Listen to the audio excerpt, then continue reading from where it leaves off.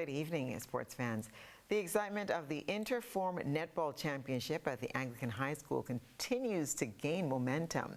The annual end-of-school year clash got underway on Monday with games slated to be played daily. Rhonda Donald is the brainchild behind the initiative. This is where the springboard for students representing the Anglican High School at our Inter-Secondary School Netball Championship is chosen from. So this is their springboard. This is where students get the opportunity to showcase their talent and in the process be selected for the Anglican High School netball team. And added to that, you get the opportunity, there's under 16, there's senior teams. So from that, you get the opportunity to continuously represent at the higher level. Many of today's matches were not completed due to rain. However, those games will be added to the fixture for tomorrow. The Ministry of Sports Primary Schools Boys Knockout Competition continues to take shape. Junior coach Troy George brings us up to speed on the action. Right, so we have majority of the schools partaking in the competition. So far we have run off the St. Andrews leg and the St. Patrick's leg. We're looking to run off the St. George's leg on Friday, and hopefully we'll try and get the other parishes run off next week. What is the overarching objective of the tournament? Just to increase the cricket, allow the young boys to have fun for themselves.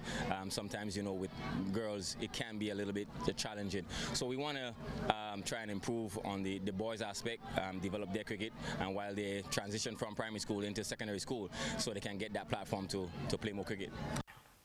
John Campbell and Shea Hope made their return to the West Indies side in the game's longest format, as both men were named in the West Indies playing for the first test against Australia at the Kensington Oval in Barbados.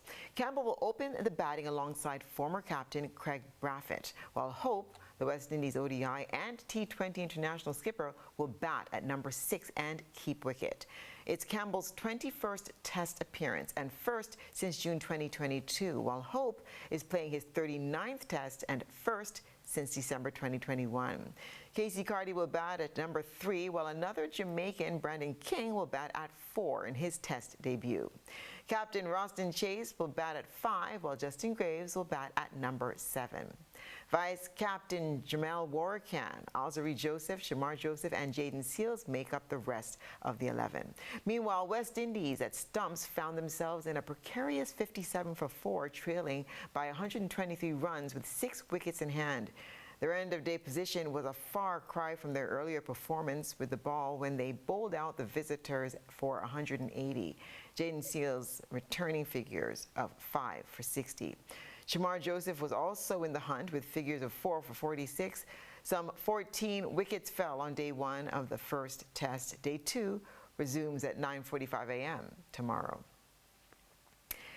The other story to tell you about in Grenada has started preparation for the defense of the Windward Islands school games. The meet is set for St. Vincent and the Grenadines from July 26th to August the 3rd. Sponsored by Canadian Banknote and Windward Islands Lotteries, the decades-old Windward Islands school games are arguably the oldest school games in the world, having started in about 1912. This year's games will feature competition in track and field, netball, football, volleyball, and basketball among the 4 island squads. Assistant Coordinator of Sports Damien Castle says the games are intended to foster camaraderie among the athletes and encourage the development of their athletic talents. Right, and so far training has been going relatively good. Grenada is defending champions from 2023, so we are hoping to go out there and defend the championship. However, what the coaches are trying to do, select the best that they can for each discipline, because some of the athletes, they are athletes from last year who were part of the team or should have been part of the team last year. So most of the athletes, the coaches know who the players are, and so what they are trying to do is to minimize the pre-selection and where you have to drop persons at the end. So they're trying to get as close to the number as possible in the selection process.